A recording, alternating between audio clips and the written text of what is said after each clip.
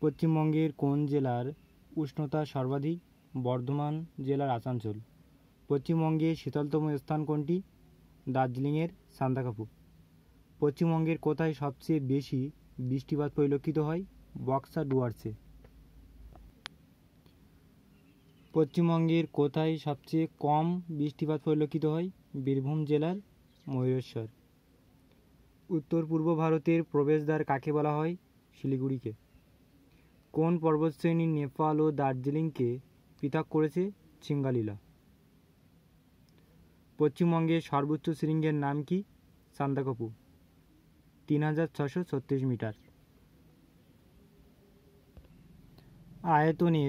আয়তনের দিক থেকে পশ্চিমবঙ্গের স্থান কততম? 14তম। পশ্চিমবঙ্গের কোন কোন দেশের সঙ্গে সীমানা রয়েছে? বাংলাদেশ, নেপাল, ভুটান।